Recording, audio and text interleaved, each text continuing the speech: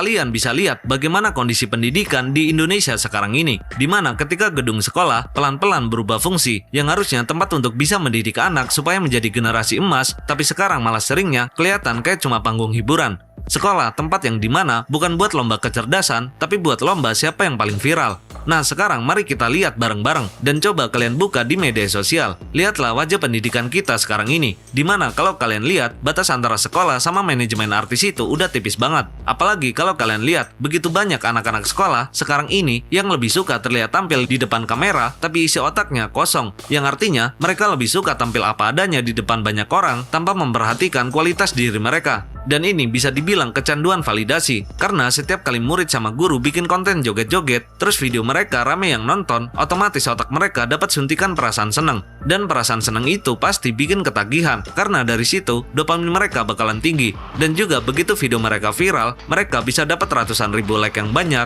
dapat komentar, dan videonya masuk di beranda orang. Nah disinilah lama-lama yang dikejar itu bukan lagi ilmu, tapi tepuk tangan dari komentar orang, bukan lagi prestasi tapi pujian dari orang-orang. Dan di situ pelan-pelan harga diri atau kehormatan profesi mulai nggak dipedulikan lagi, karena demi apa? Demi angka di layar sebuah HP kecil.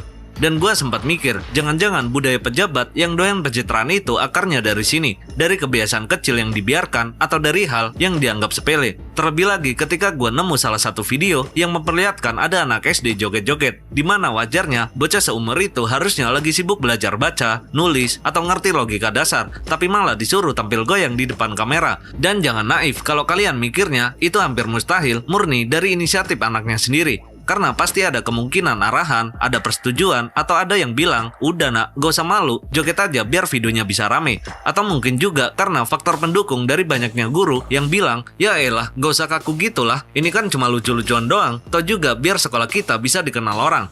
Nah disinilah logikanya udah mulai ngaco. Kalau ada guru yang bilang, joget-joget itu cuma buat lucu-lucuan, itu nggak make sense buat gua. Karena menurut keyakinan gua, bukankah lucu itu nggak harus jadi badut, atau nggak harus jadi bego kan? Soalnya banyak kok contohnya, orang yang lucu tapi otaknya masih encer. Dan gini ya, emangnya nggak ada cara lain lagi kah buat pendekatan dari guru ke muridnya? Kenapa harus pendekatan lewat joget-joget yang akhirnya udah bisa kita tebak, yaitu cuma buat cari panggung? Dan sekarang kata viral seolah-olah jadi ukuran di mata banyak orang. Kalau video kalian viral, udah pasti kalian sukses. Nah, orang yang viral sekarang ini dianggapnya sama dengan berhasil. Dan anehnya mereka masih sempatnya mikirin gimana caranya biar viral. Padahal pendidikan kita ini lagi kena penyakit serius, bos. Dan kalian itu, kenapa sih? Katanya pendidikan itu pondasi bangsa. Lah gimana mau jadi pondasi bangsa kalau pondasinya aja masih kayak gini, di mana prestasi bisa diganti sama validasi. Nah sekarang kalian pasti pernah lihat video anak SMA yang gak bisa jawab soal matematika dasar. Padahal SMA itu rata-rata di umur 16 tahun, dan itu udah termasuk di usia remaja. Tapi kenapa di usia segitu, matematika dasar gak bisa masuk di otak mereka? Dan jujur aja, itu bukan sekedar video yang bikin malu banyak orang, tapi itu sebuah alarm keras, dimana kalau kalian mau bandingin betapa malunya sama anak-anak di era 80 sampai 90-an, ya termasuk gua lah. Dan kita ini bisa dengan gampang jawab pertanyaan yang kayak gitu tanpa harus mikir lama. Dan itu yang jawab anak SD zaman dulu loh. Nah di sini kelihatan jelas banget perbedaan antara anak zaman sekarang sama anak zaman dulu. Dan gua nggak tahu kenapa ya, kalau anak zaman sekarang ini kayak cuma bisa nganggo doang dikasih pertanyaan sesimpel itu. Dan itu baru pertanyaan simpel loh, kayak misalkan 4x7, 5x5, atau 3x9. Nah gimana kalau pertanyaannya diubah? 21 itu hasil dari berapa kali berapa, atau akar dari 25 itu berapa? Ya kemungkinan bakalan 3 jam baru selesai kalau kita nungguin mereka mikir. Kalaupun itu mereka mikir ya, kalau jawabannya cuma ngasih ketawa doang, gimana coba? Stres nggak kalian? Nah inilah yang dinamakan kemunduran cara berpikir. Bukan karena anak-anaknya yang bodoh dari lahir, tapi karena sistemnya yang udah kebanyakan gaya tapi kurang isi. Sekolah seolah-olah udah ngerasa menjalankan kewajibannya, di mana guru akan menganggap kalau mereka udah selesai dengan mengajarnya, dan anak-anak juga seolah-olah udah selesai dengan belajarnya. Padahal yang terjadi cuma rutinitas kosong. Ya kalau kayak gitu, ngapain aja kalian di sekolah?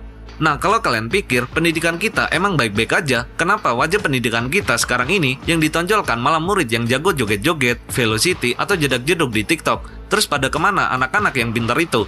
Nah anak yang pintar itu pastinya bakalan kalah dan tenggelam di pojokan. Ya karena mereka nggak akan laku buat dijual. Dan semua itu dibungkus dengan dalih seorang guru yang bilang kayak gini, itu semua biar menumbuhkan kreativitas anak-anak seusianya. Terus gue jawab, dari mana rumusnya ketika anak jago velocity, joget-joget udah bisa dibilang anak itu kreatif? Padahal kalau kalian ngerti itu tuh cuma template yang diciptakan dari tren dan semua orang juga udah hafal sama gerakannya. Tinggal dihafalin aja kan. Jadi di sini sebenarnya gue itu bingung kreatif yang kayak gimana yang dimaksud itu. Apalagi mirisnya sekarang ini banyak sekolah yang malah udah kayak pabrik fotokopi, dimana ketika guru ngomong, muridnya pada nyatet, dimana guru ngasih soal, muridnya suruh ngafalin, dan ketika ada ujian, semua ilmu yang dipelajarin sebelumnya nggak masuk di otak anak-anak tersebut, dan hasilnya nilai anak jelek, anaknya dimarahin orang tua, dan guru cuma bisa bilang kayak gini, lawang anakmu aja yang nggak pernah bisa. Dan itu selalu diulang-ulang terus, tiap hari, tiap tahun. Jadinya, ya percuma ganti kurikulum apapun itu, kalau nggak ada perbaikan sistem atau pola pengajaran,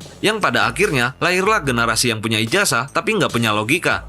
Nah sebenarnya gue tahu nggak semua guru kayak gitu, karena masih banyak guru hebat yang beneran ngajar pakai hati dan metode yang benar. Tapi oknum yang nyari sensasi ini terlalu kelihatan dan makin banyak yang bermunculan. Ya kalian bisa lihat ketika ada guru yang lebih bangga videonya tembus jutaan tayang daripada muridnya tembus olimpiade. Padahal guru itu yang harusnya jadi rem, bukan malah ikut-ikutan arus. Nah pola pikir yang kayak gini yang bisa mempengaruhi murid. Ketika dia ngeliat gurunya yang asik joget-joget di TikTok, dia bakalan bilang kayak gini, kalau guru aja kayak gitu, kenapa gua nggak boleh? Kan bukannya anak kan cerminan dari orang tuanya. Nah dari situ pelan-pelan lembaga pendidikan berubah jadi panggung hiburan. Dan ini bukan cara yang baik untuk mendidik, tapi ini cara untuk mendukung kebodohan biar kelihatan keren.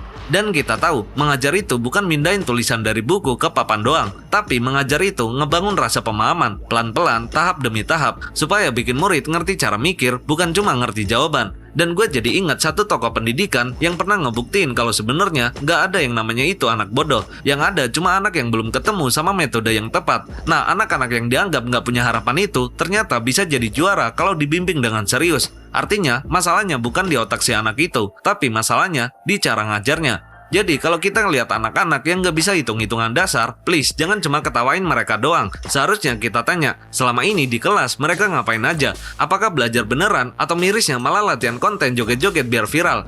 Dan jujur aja, video ini dibuat bukan buat nyerang ke semua guru, karena video ini dibuat sebagai kritik buat yang merasa kalau dari kalian adalah guru dan tersinggung, ya itu bagus, karena rasa nggak nyaman itu jadi tanda kalau kalian masih punya nurani. Nah yang bahaya itu kalau udah sama sekali nggak peduli. Dan kita tahu kok, kalau guru itu juga manusia, mereka butuh hiburan. Setuju, gue setuju banget tuh. Tapi tolong ada tempatnya. Kalian gak pernah lihat kan pilot joget-joget pas lagi nerbangin pesawat? Dan juga kalian gak pernah lihat juga kan kalau ada dokter bikin konten vlog pas lagi operasi pasiennya yang kena serangan jantung? Nah kenapa mereka seprofesional itu? Karena mereka tahu posisi, mereka tahu tempat. Kalau emang pengen banget cari validasi, ya lebih baik copot dulu seragamnya. Karena selama kalian pakai seragam itu, yang kalian bawa itu wajah pendidikannya. Dan buat kalian yang masih sekolah, coba dengerin ini baik-baik. Kalian bakalan nyesal kalau masa sekolah kalian cuma buat ngejar konten viral daripada ngejar pemahaman sekolah. Karena waktu kalian gak bakalan bisa balik lagi. Ya kalian tahulah kalau yang namanya viral itu cuma sebentar. Tapi ketika kalian bodoh, itu hilangnya bisa lama kalau kebodohan itu kalian pelihara. Makanya cobalah buat kalian yang masih sekolah, coba untuk fokus belajar, gunain pakai akal, logika, ngerti etika, dan ngerti moral. Nah kalau ada guru kalian yang gak ngajarin dengan benar, kalian wajib tagih dan kalian wajib buat tanya sampai kalian bisa benar-benar paham. Dan terakhir, gak semua yang viral itu benar dan sehat, gak semua yang rame itu kunci kesuksesan. Dan sekarang kita harus bangun, beresin cara pikir, dan jangan jadi generasi yang bangga dipuji, tapi isi otaknya kosong.